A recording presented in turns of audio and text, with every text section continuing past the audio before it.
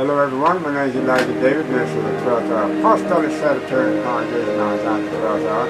In the Liberty Hill, Texas, today is September 19, 2013, or it is the 15th day of Tishri 2017. We'll start our first service, our second service today, with a song entitled Lead Me to Calvary.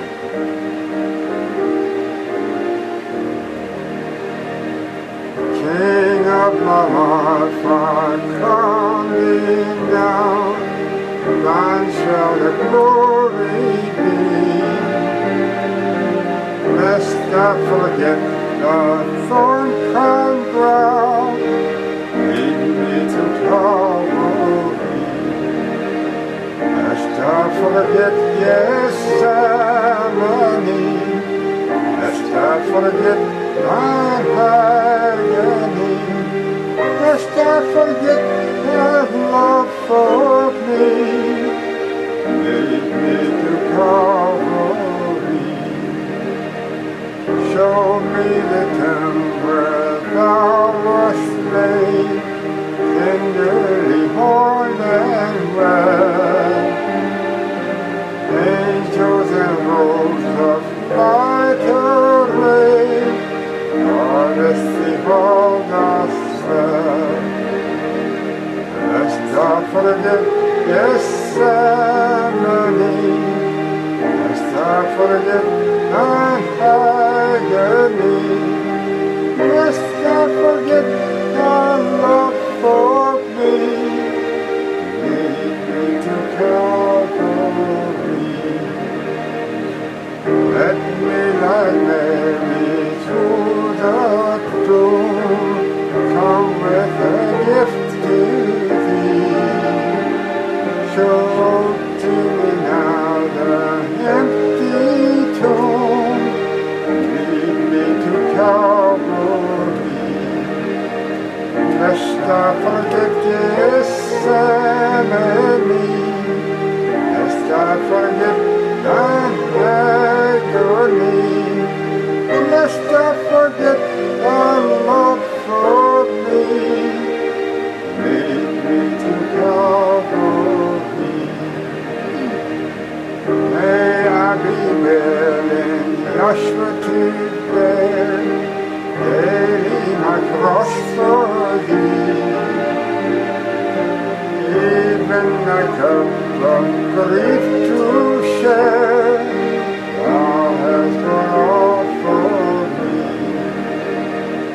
Lest I forget Gethsemane, lest I forget thine agony, lest I forget thy love for me. Lead me to Calvary. Hello everyone, once again this is Elijah David. We're going to get right on into a new series here now entitled Feast of the Tabernacles, Part 1. We're going to start with chapter 52 of Patriarchs and Prophets by the Ellen G. White. It says, there were 3 annual assemblies of all Israel for the worship at the sanctuary.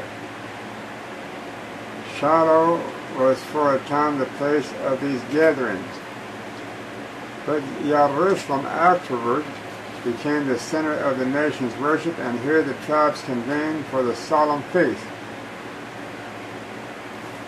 For the people were surrounded by the fierce warlike tribes that were eager to seize upon their lands, yet 3 times every year all the able-bodied men and all the people who could make the journey were directed to leave their homes and repair to the place of the assembly near the center of the land. What was to hinder their enemies from sweeping down upon those unprotected households, to lay them waste with the fire and sword? What was to prevent an invasion of the land that would bring Israel into the captivity unto some foreign foe? For the Elohim had promised to be the protector of his people, for the angel of the Yahweh encampeth around about them that fear him, and delivereth them. Okay. While the Israelites went up to worship, divine power would place a restraint upon their enemies. Elohim's promise was, I will cast out the nations before thee, and enlarge thy borders, neither shall any man desire thy land when thou shalt go up to appear before the Yahweh thy Elohim 3 times in a year.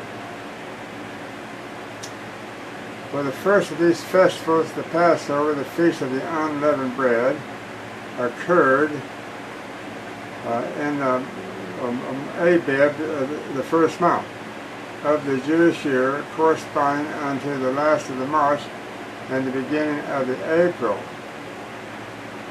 For the cold of the winter was past, the latter rain had ended, and all nature rejoiced in the freshness and beauty of the springtime.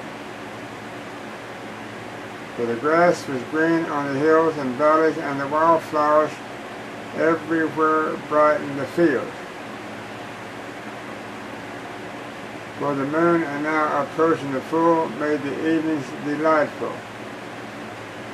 It was a season so beautifully pictured by the sacred singer. The winter is past, the rain is over and gone. The flowers appear on the earth, the time of the singing of the birds is come, and the voice of the turtle is heard in our land. The fig tree ripeneth her green figs, and the vines are in blossom. They give forth their fragrance. Throughout the land, bands of the pilgrims were making their way toward the Yahweh. For the shepherds from their flocks, the herdmen from the mountains, fishers from the sea of the Galilee, the husbandmen from their fields, and sons of the prophets from the sacred schools. All turned their steps toward the place where the Elohim's presence was revealed. Okay, now, remember this.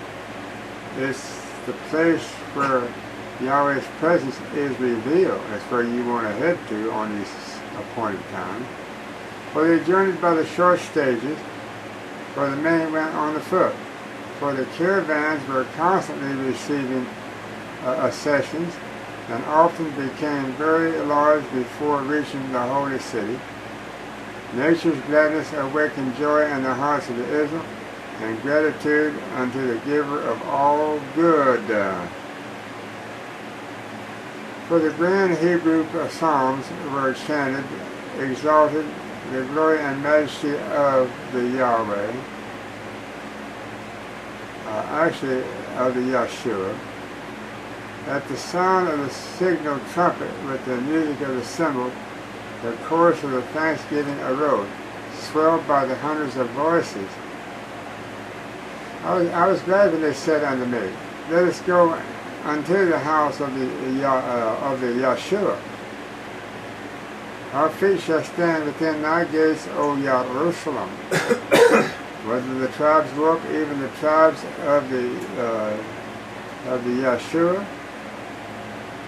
And notice I'm recognizing the Son here as being the head of all this. To give thanks unto the name of the Yahshua. Pray for the peace of the Jerusalem. They shall prosper that love thee. Now, when Moses went down into Egypt with Yahshua, went down to deliver the Egyptians out, the first thing that they were introduced to was the Son of Man, Yahshua. It had to be. Because the ancient Pharaoh that Joseph was under knew Yahweh, the Father. And it says Joseph, that became governor of Egypt under the Pharaoh that knew Yahweh, he was a type of Yahshua. So what was Joseph? Who did Joseph represent them when he went down to Egypt? he represented Joshua, the son. And when Pharaoh was through with all of that, he recognized what Joseph stood for. He stood for deliverer. He stood for the savior of his people from up in Egypt during the drought. So Joseph is recognized as a shepherd, first and foremost, of Israel. He is recognized as the deliverer, not only of his people, his family, Jacob and his brothers, but she brought them down into Egypt in the second year of the drought to deliver them from certain starvation and death in Canaan. Pharaoh recognized him as being raised up as a deliverer for his people, Egypt, and the whole world, and the rest of the whole world. And so anytime you attach the word shepherd to an Israelite, you're talking about the head man of the flock. And when you talk about shepherd, then you're talking about the next terminology is deliverer. He's a deliverer. David was a shepherd boy. David was a shepherd boy. He had 7 brothers. But David only is the one that kept his father's sheep.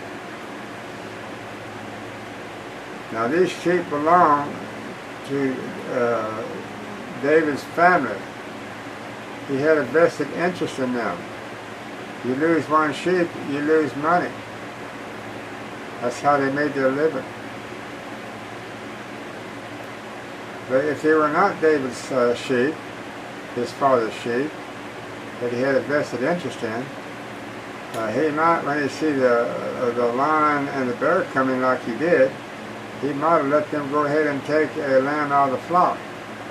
And he would have had no other choice but to let him do that, because he was not specially chosen and anointed with the Spirit to have the power to defend his flock out of the paw of the predator, the lion and the bear. Only if he's filled with the power of the Holy Spirit can a shepherd deliver his flock. Do you get the point? He that is a hireling he's not filled with the Holy Spirit. So that's the reason why when he sees the wolf coming, he fleeth. For he cares not for the flock, because they're not his, and he don't have the power to deliver them anyway, to save them. So he flees for his own life. But the true shepherd is imbued with power from on high, and he's anointed with the Holy Spirit, like David was anointed by Samuel. King Saul, David's predecessor, was also anointed by Samuel to be king. And as long as King Saul obeyed the commands of Yahweh, every one of them, he had power to deliver the children of Israel. By the leading of their great army, he could go into battle with them then and not lose a man in the battle. But if he disobeyed Yahweh's command, he was likely to go out with his army and fight against the Philistines, which he did the last day of his life. And he was fighting there with the Philistines on Mount Gilboa, and many Israelites were smitten, because Yahweh has withdrawn his spirit from King Saul for his disobedience earlier. And he says, I've withdrawn my recognition of you as my king and my shepherd over my sheep, because you're disobedient. You no longer have my power to deliver the people.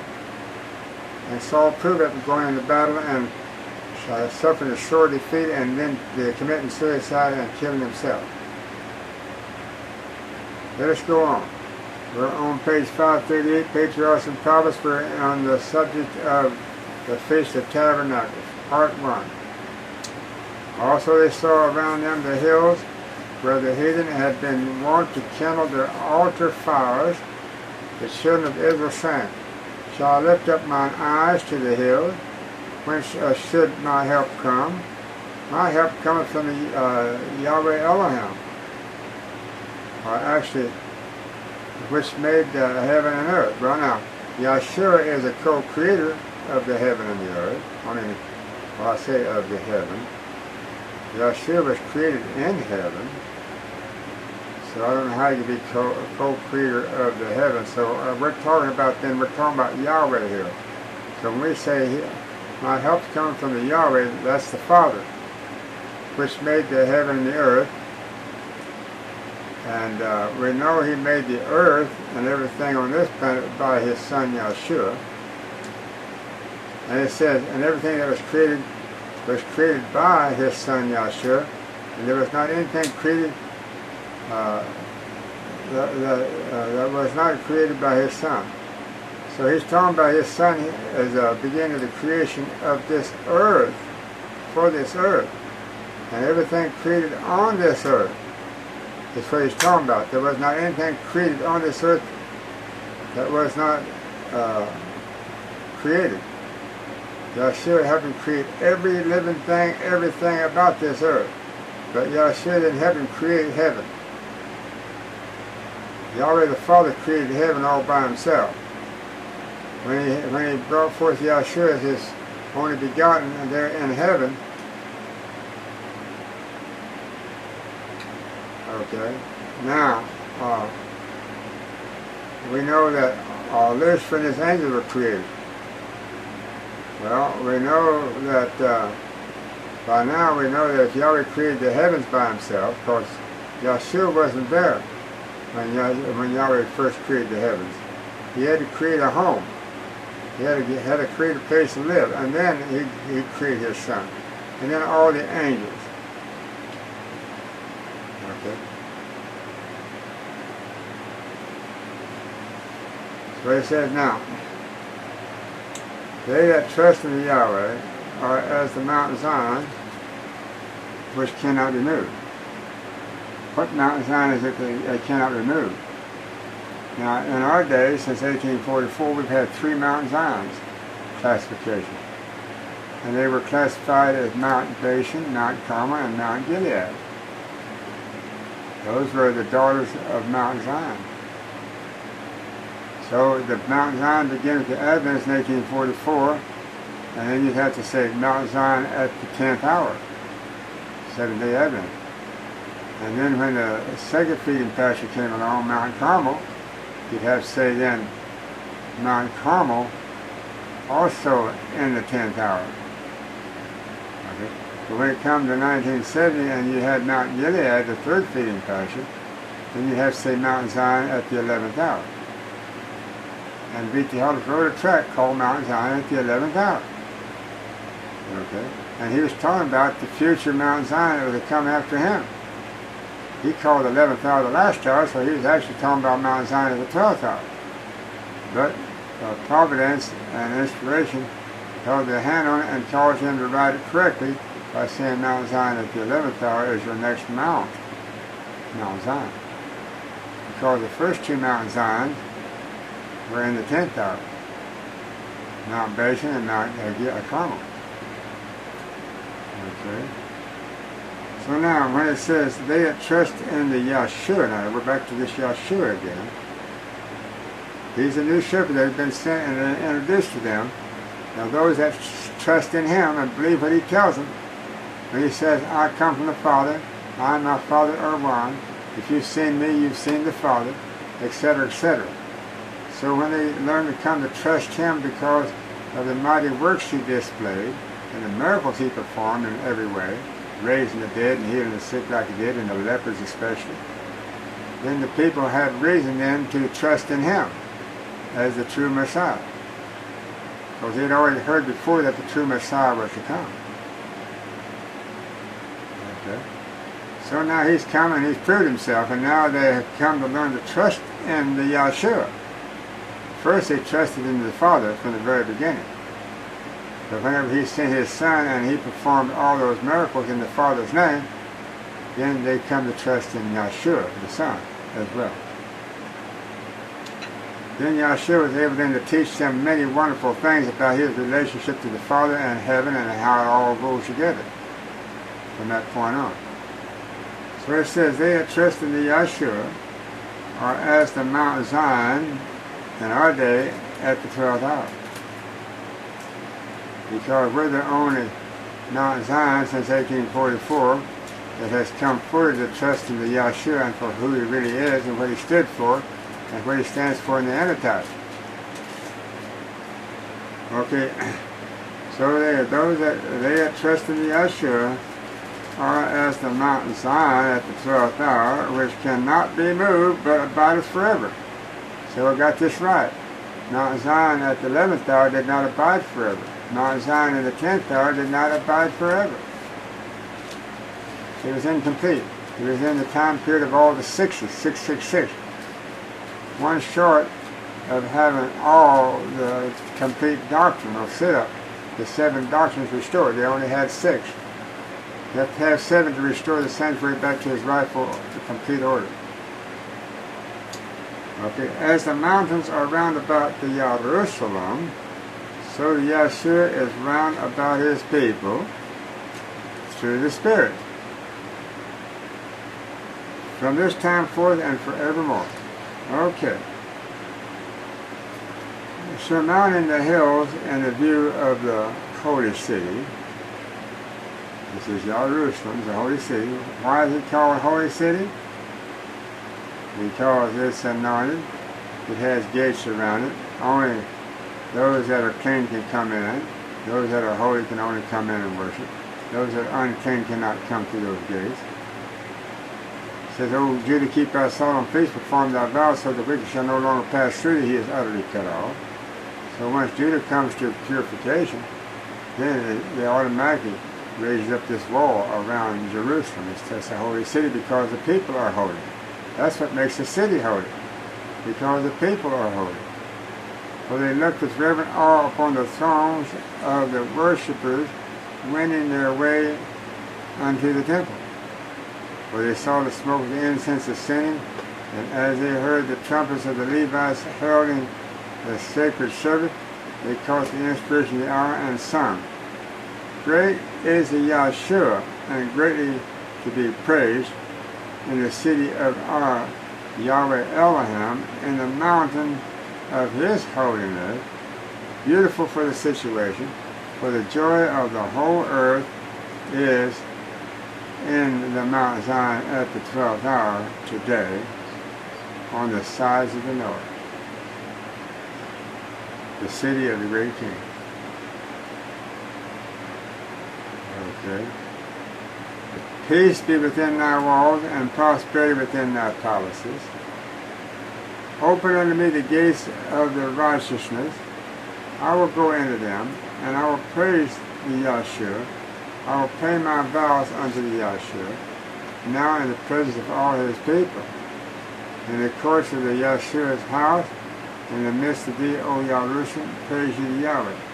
Who did the children of Israel pay their money to when they came to the temple to worship? They gave it to the priest. Okay? Yahshua is a high priest. That's the reason why I say that we pay our dues unto him and our vows unto him. He's a high priest that receive our offering. All the houses in Jerusalem were thrown open unto the pilgrims, and rooms were furnished free. But this was not sufficient for the vast assembly, and tents were pitched in every available space in the city and upon the surrounding hills. On the 14th day of the month at even, the Passover was celebrated. And notice it says on the 14th day of the first month at the evening. As soon as that evening of the 14th day was fulfilled, then that was the beginning of the 15th day. And they had to wait for the evening and the day to change to 15 before they could eat the Passover. They prepared it in the 14th day, they eat it in the 15th day. So when it says the 14th day at even, it means that the going down of the sun on that 14th day, closing out the 14th day. Okay, so on the 14th day of the month at even, the Passover was celebrated. The solemn and impressive ceremonies commemorating the deliverance from the bondage in Egypt and pointed forward unto the sacrifice that should deliver from the bondage of the sin. When the Savior yielded up his life on the Calvary, the significance of the Passover ceased, and the ordinance of the Yahshua supper was instituted as a memorial of the same event of which the Passover had been a type. Okay, that's clear enough. That's plain enough. For the Passover was followed by the 7 days of the unleavened bread. The first and the seventh day were days of the Holy Convocation. These were holy days, Sabbath days, and no servile work was to be performed. On the second day of the feast, first fruits of the year's harvest were presented before the Yahweh, actually presented before the Yahshua. He's a priest in the sanctuary. Whenever they come to the sanctuary to present any kind of offerings or anything that pertains to sanctuary service, they always present it to the priest. And Yahshua is the priest. Yahweh the Father is not the priest. Yahweh the Father could never be a priest. Can never be a priest. If he became a priest, then he would cease to be the supreme ruler of the universe. So Yahshua created the priest. And when he created Yahshua coming out of his own line, he created the priesthood. So, when we're talking about anyone coming to bring their first fruits or their offerings,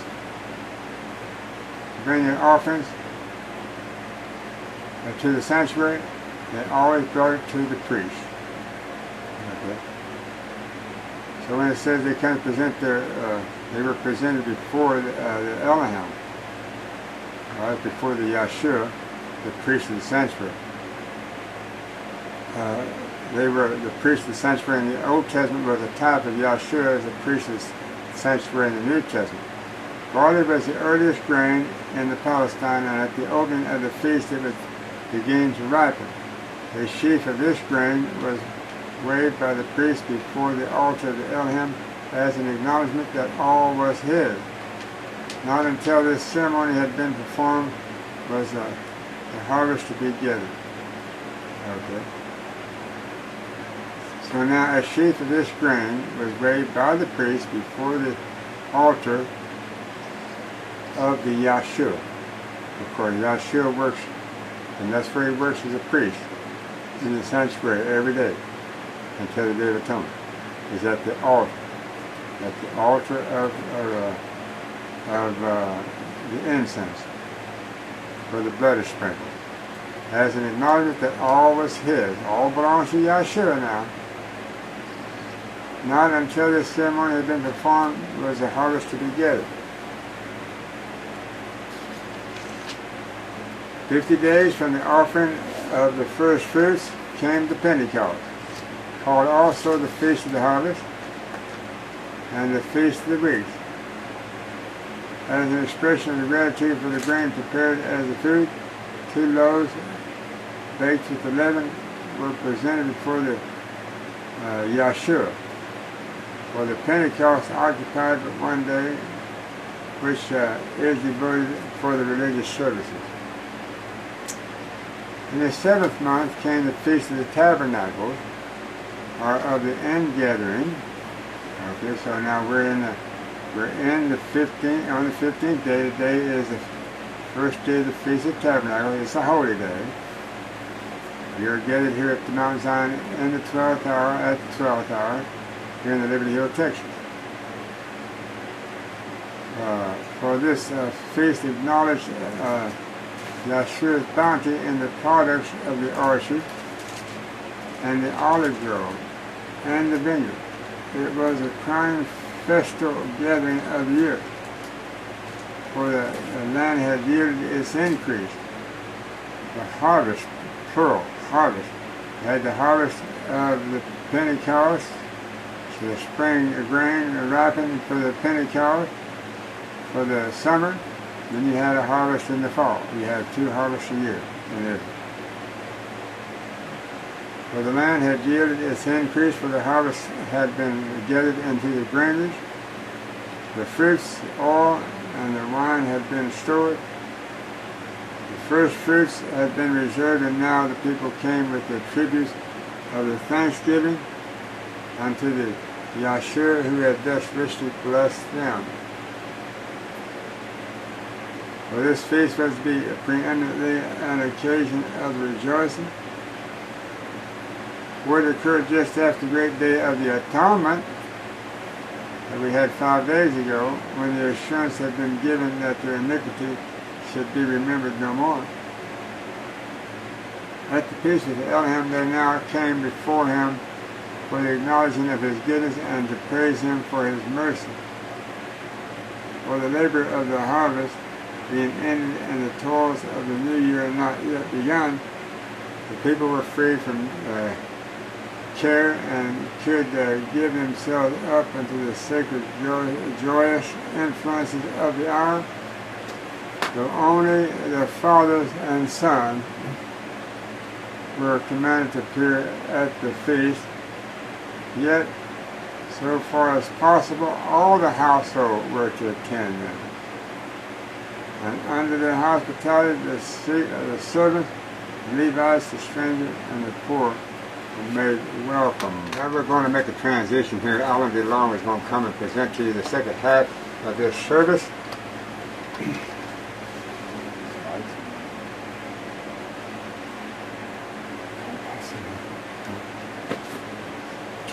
This camp. Always questioning still. Like on camera.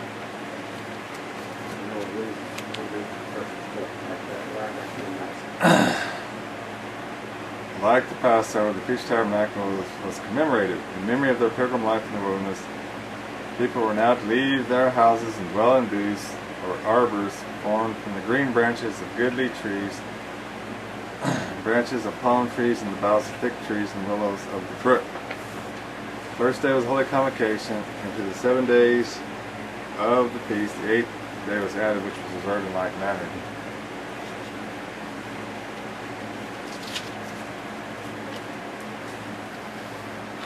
Would you stop it? At these yearly assemblies, the hearts of old and young would be encouraged in the service of Elohim, while the association of the people from the different quarters of the land would strengthen the ties that bound them to Elohim and to one another. Well would it be for the people of Elohim at the present time to have a Feast of Tabernacles, a joyous commemoration of the blessings of Elohim to them, as the children of Israel celebrated the deliverance that Elohim had wrought for their fathers, and his miraculous preservation of them during their journeyings from Egypt. So should we gratefully call to mind the various ways he has devised for bringing us out from the world and from the darkness of error into the precious light of his grace and truth. So here, Sister White says, well would it be for the people of Yahweh at the present time, in our day, almost 2,000 years after the cross, that we should be celebrating the Feast of Tabernacles, which is a joyous commemoration of Yahweh's blessings to them.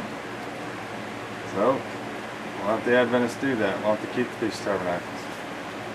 The prophet says it'd be good to do that. It says, with those who lived at a distance from the tabernacle, more than a month of every year must have been occupied in attendance upon the annual feast. This example of devotion to Elohim should emphasize the importance of religious worship and the necessity of subordinating our selfish worldly interests to those that are spiritual and eternal. We sustain a loss when we neglect the privilege of associating together to strengthen and encourage one another in the service of Elohim. The truths of his word lose their vividness and importance in our minds. Our hearts cease to be enlightened and aroused by the sanctifying influence when we decline in spirituality. In our intercourse as Christians, we lose much by lack of sympathy with one another. He who shuts himself up to himself is not filling the position that Elohim designed he should. We are all children of one Father, dependent upon one another for happiness.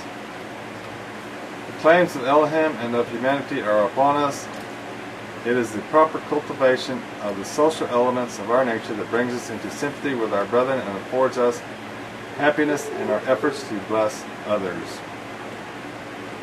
The Feast of Tabernacles was not only commemorative, typical. It not only pointed back to the wilderness sojourn, but as the Feast of Harvest, it celebrated the ingathering of the fruits of the earth and pointed forward to the great day of final ingathering, when the Yeshua of the harvest shall send forth his reapers. His reapers are these, his 5 angels' messages. Send forth his reapers to gather the tares in bundles for the fire, and to gather the wheat into his garner. At that time the wicked will be destroyed. They will become as though they had not been. And every voice in the whole universe will unite in joyful praise to Elohim. Says the Revelator, every creature which is in heaven and on the earth and under the earth, and such as are in the sea, and all that are in them, heard I saying, blessing and honor and glory and power be unto him that sitteth upon the throne and to the Lamb for ever and ever. The people of Israel praised Elohim at the Feast of Tabernacles.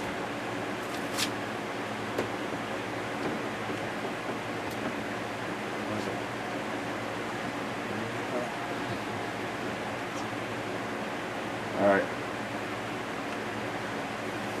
Says the people of Israel praised Elohim at the Feast of Tabernacles as they called to mind his mercy and their deliverance from the bondage of Egypt, and his tender care for them during their pilgrim life in the wilderness. They rejoiced also in the consciousness of pardon and acceptance through the service of the Day of Atonement just ended. When ransomed, the Yahweh shall have been safely gathered into the heavenly Canaan, forever delivered from the bondage of the curse under which the whole creation groaneth and travaileth in pain together until now. They will rejoice with joy unspeakable and full of glory. The Messiah's great work of atonement for men will then have been completed, and their sins will have been forever blotted out. This is Isaiah 35. It says, the wilderness and the solitary place shall be glad for them, and the desert shall rejoice and blossom as a rose.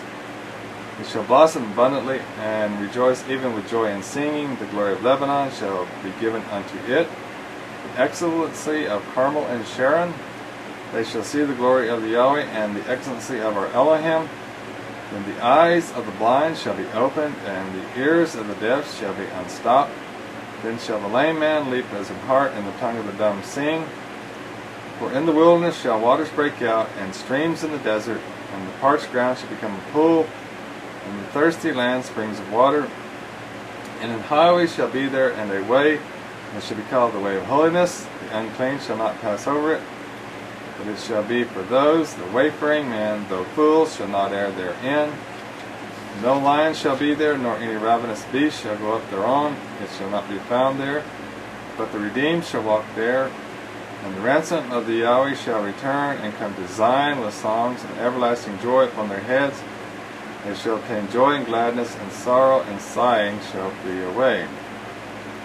So, the Feast of Tabernacles is a joyous occasion because you've been delivered from sin, part of the everlasting kingdom of Yahweh, never to have to worry about falling back into the old sinful patterns. But once you're redeemed forever, then your heart sings with joy and gladness and rejoicing that never ends. As everlasting joy shall be upon their heads. Alright, let's go now to Nehemiah chapter 8, see what the prophet Nehemiah has to say about keeping of the Feast of Tabernacles in the 7th month. Nehemiah 8 verse 1. And all the people gathered themselves together as one man into the street that was before the water gate. And they spake unto Ezra the scribe to bring the book of the law of Moses, which the Yahweh had commanded to Israel. And Ezra the priest brought the law before the congregation, both of men and women, and all that could hear with understanding, upon the first day of the 7th month. So here we know that they're keeping the feast of blowing of the trumpets. And the first day means it's the new moon Sabbath that they're reading the book of the law of Moses. And he read therein before the street that was before the water gate from the morning until midday, before the men and the women and those that could understand. And the ears of all the people were attentive unto the book of the law. And Ezra the scribe stood upon a pulpit of wood which they had made for the purpose, and beside him stood Mattathiah and Shema and Ananiah and Uriah and Hilkiah and Maaseiah on his right hand, and on his left hand Pedaiah and Mishael and Malchiah and Hashum and Hashbaddanah, Zechariah and Meshullam. And Ezra opened the book in the sight of all the people, for he was above all the people, and when he opened it, all the people stood up. And Ezra blessed the Yahweh, the great Elohim, and all the people answered, Amen, Amen, with lifting up their hands, and they bowed their heads and worshipped the Yahweh with their faces to the ground. Also Jeshua and Benaiah, Sherebiah, Jamal, Akab, Shephatiah, Horehiah, Maaseiah, Kalida, Azariah, Jozabad, Hanan, Halaliah. And the Levites caused the people to understand the law, and the people stood in their place. So they read in the book of the law of Elohim distinctly, and gave the sense and caused them to understand the reading.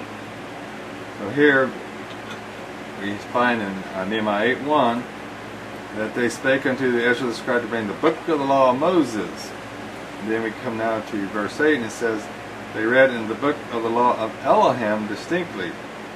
So here we see that the book of the law of Moses and the book of the law of Yahweh or Elohim is one and the same book. Moses, it was given the book of the law of Moses because he wrote it, but Yahweh was the one that commanded him to write it, and to write all the laws that are written therein came from heaven and came from Yahweh, not Moses. Moses was just a scribe writing it down. And Nehemiah, which is the Tershatha, and Ezra the priest, the scribe, and the Levites that taught the people, said unto all the people, This day is holy unto the Yahweh your Elohim. Mourn not nor weep, for all the people wept when they heard the words of the law. Of course it was holy because it was a new moon. And he said unto them, Go your way, eat the fat, and drink the sweet, and send portions unto them for whom nothing is prepared. For this day is holy unto our Elohim, neither be ye sorry, for the joy of the Yahweh is your strength. So the Levites stilled all the people, saying, Hold your peace, for the day is holy, neither be ye grieved. All the people went their way to eat and to drink and to send portions and to make great mirth, because they had understood the words that were declared unto them. And so they were very happy to know these things. And on the second day were gathered together the chief of the fathers of all the people, the priests and the Levites, and to Ezra the scribe, even to understand the words of the law. Now they'd been in captivity for a long time, and they were coming out of captivity and rebuilding Jerusalem and rebuilding the temple, and they had to build the walls of the city, and they lost a lot of this knowledge in their captivity. And so when they found this book of the law and started reading it again, they started learning things that they didn't know. And so it was to them, this was as a new song unto them, as it says in Revelation 14. And on the second, in verse 14, And they found written in the law which the Yahweh commanded by Moses, that the children of Israel should dwell in booths in the feast of the 7th month, and that they should publish and proclaim in all their cities and in Jerusalem, saying, Go forth into the mount and fetch olive branches and pine branches and myrtle branches and palm branches and branches of thick trees to make booths, as it is written. So the people went forth and brought them and made themselves booths, every one upon the roof of his house, and in their courts, and in the courts of the house of Elohim, and in the street of the water gate, and in the street of the gate of Ephraim. And all the congregation of them that were coming again out of the captivity made booths, and set under the booths, for since the days of Joshua the son of Nun unto that day had not the children of Israel done so.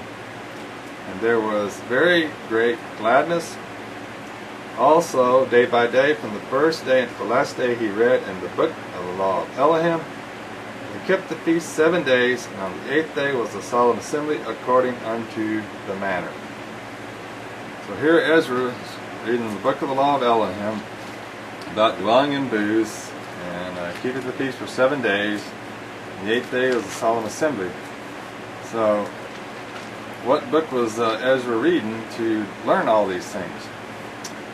Well, let's go to Leviticus 23, and they'll give us the answer. And we'll start with verse 23, Leviticus 23:23, because that's where they started, was on the first day of the 7th month. It says, And Yahweh spake unto Moses, saying, Speak unto the children of Israel, saying, In the 7th month, in the first day of the month, shall ye have a Sabbath, a memorial of blowing of trumpets and holy convocation. You shall do no servile work therein, but ye shall offer an offering made by fire unto the Yahweh. And so when Ezra read in the book of Yahweh, and they stood in the water gate for 4 hours there, he was reading the book of Leviticus on the first day of the 7th month, the Sabbath day. The Hebrew means Sabbath. Verse 26, And Yahweh spake unto Moses, saying, Also on the 10th day of the 7th month there shall be a day of atonement, it shall be an holy convocation unto you, and ye shall afflict your souls, and offer an offering made by fire unto the Yahweh. And ye shall do no work in that same day, for it is a day of atonement, to make an atonement for you before the Yahweh your Elohim. For whatsoever soul it be that shall not be afflicted in that same day, he shall be cut off from among his people. And whatsoever soul it be that doeth any work in that same day, the same soul will I destroy from among his people. He shall do no manner of work. It shall be a statute forever throughout your generations and all your dwellings.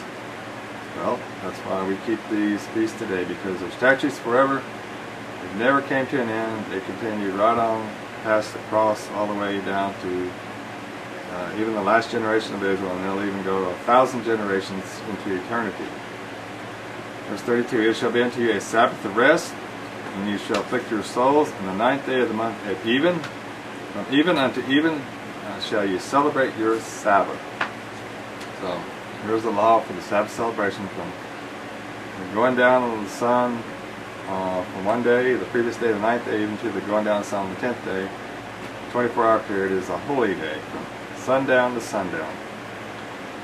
Okay, in verse 33, this is on the Feast of Tabernacles, Yahweh says, And the Yahweh spake unto Moses, saying, Speak unto the children of Israel, saying, The 15th day of the 7th month shall be the Feast of Tabernacles for 7 days unto the Yahweh.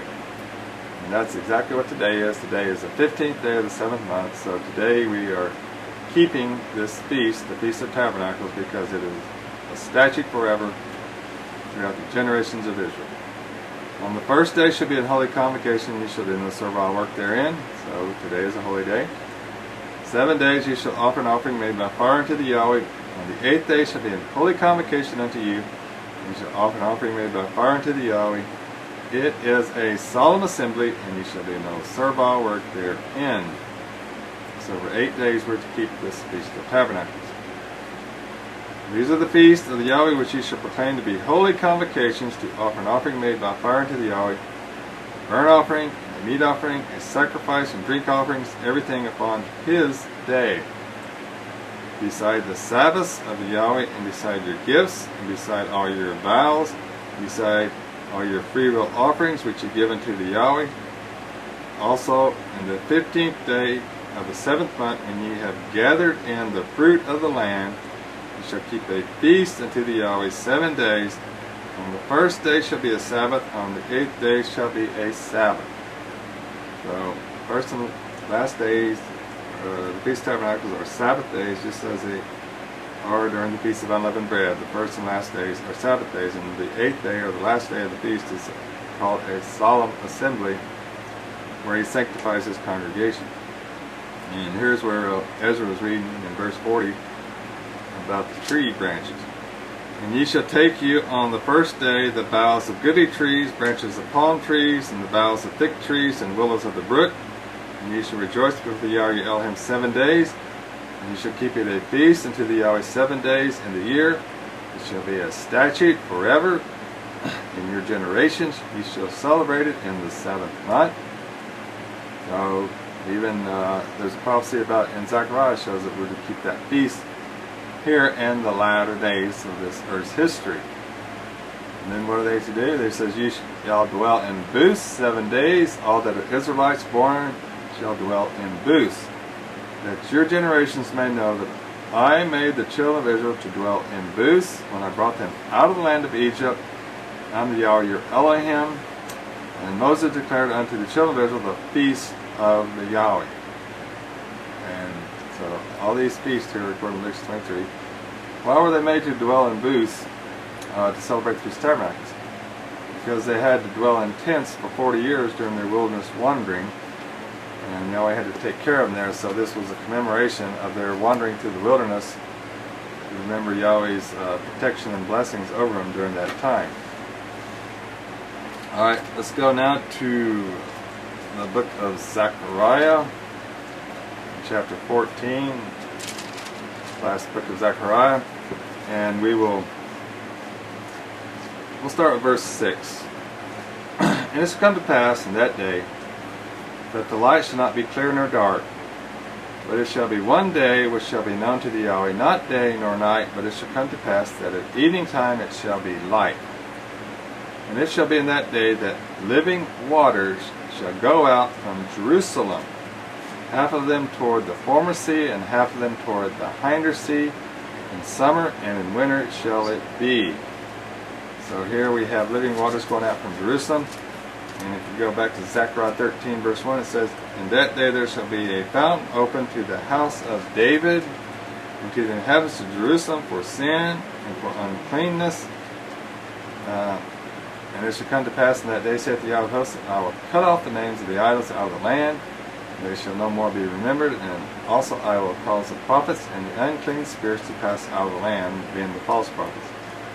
So in that day there's going to be a fountain open to the house of David, the kingdom of David, for sin and for uncleanness, for healing from diseases, and for getting rid of your sins. And so this is going to happen in that same day, in the day of the judgment for the living, that living waters shall go out from Jerusalem.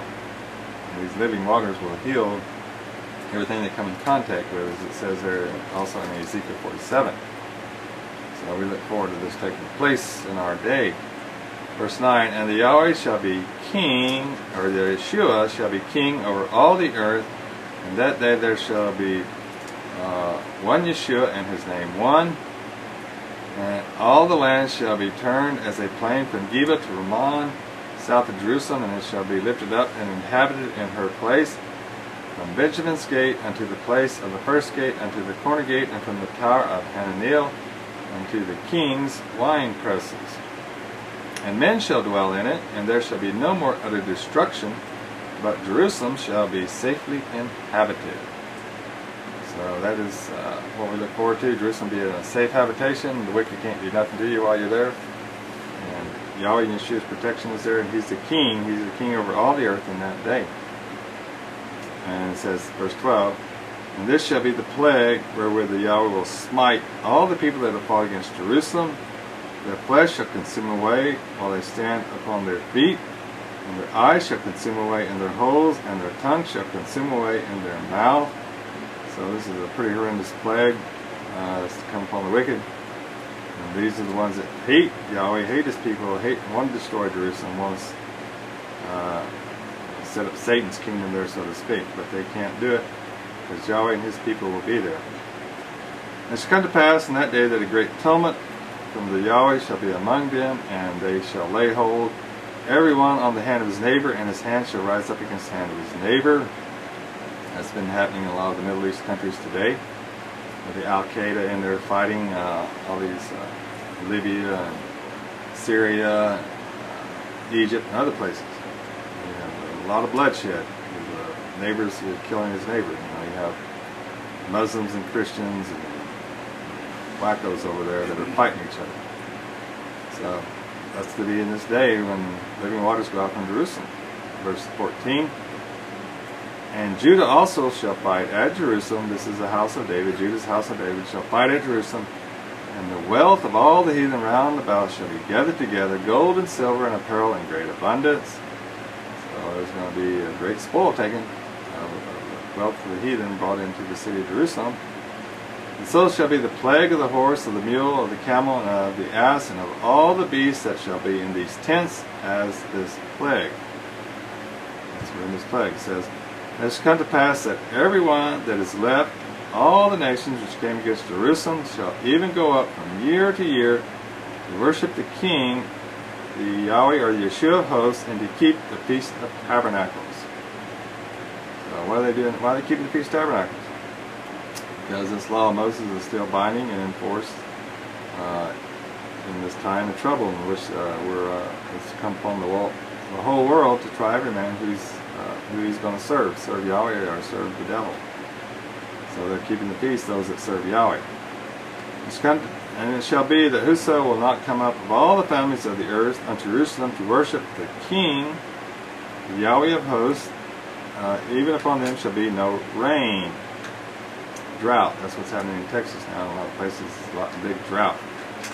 And if the family of Egypt go not up and come not that have no rain, there shall be the plague, where the Yahweh will smite the heathen that come not up to keep the Feast of Tabernacles. So his judgments upon the earth for those that won't keep these feasts. And they have drought and plagues and all kinds of stuff to deal with. They still won't do it. Verse 19. This shall be the punishment of Egypt and the punishment of all nations that come not up to keep the Feast of Tabernacles. 3 times it's mentioned here about keeping the Feast of Tabernacles in Jerusalem in the time of the last days, in the time of the end. Verse 20, and that day shall there be upon the bells of the horses holiness unto the Yahweh, and the pots in the Yahweh's house shall be like the bowls before the altar. Yea, every pot in Jerusalem and in Judah shall be holiness unto the Yahweh of hosts. All they that sacrifice shall come and take of them and seed therein. And in that day there shall be no more the Canaanite in the house of the Yahweh of hosts. So here in that day, in Jerusalem in the last days, you have a purified church. There's no more Canaanite, no more heathen, no more sinner in the house of Yahweh of hosts. So those that dwell in Jerusalem, they're all sanctified and saved, and they serve Him day and night in this holy temple. So this concludes our study on the Feast of Tabernacles. On the day of the Feast of Tabernacles, it was set up in the law of Moses back when they came out of Egypt, and around Mount Sinai, Moses wrote these laws in a book. And then when they came out of Babylonian captivity and restored true worship, they got the book of the law of Moses and read distinctly what was written therein, and they put this true worship system back into operation. So Yahweh restored true worship and put His people in true time when He delivered them out of Egypt. He restored to them true worship and put them back on true time when He delivered them out of Babylonian captivity. And then, of course, during Yeshua's day, when He was here upon earth, they again lost their way. And Yahweh, when He ate the Passover with His disciples and instituted Yeshua's Supper, He restored true worship and put them back on true time in the days of the apostles. And then the truth of true worship and the sanctuary system was lost during the Dark Ages, when the men of sin thought to change times and laws and set up a counterfeit system of worship. In 1970, Yahweh, Yeshua, through Brother Johnson, restored creation calendar and put His people back on true time and restored true worship. So it's been done at least 4 times throughout the history of Israel. And so we're that remnant today, and this is why we are celebrating these holy feast days at His appointed times, His days. And all that do this and understand the importance, the significance, and the meanings of these holy feast days will receive great blessings both here in this world and in the world to come, His everlasting kingdom. Yahweh bless everyone who hears this wonderful message today is our prayer. In Yahweh's name we thank Thee all. So may everyone be blessed by Him. I want to thank Yahweh for Him fitting in. Give us the second half of our sermon. I want to now announce the closing hymn in title because he lives. Yah sent his son. They call him Yahshua. He came to love, heal and forgive. He lived and died to buy my pardon. An empty grave is there to prove my Savior lives. Because he lives tomorrow.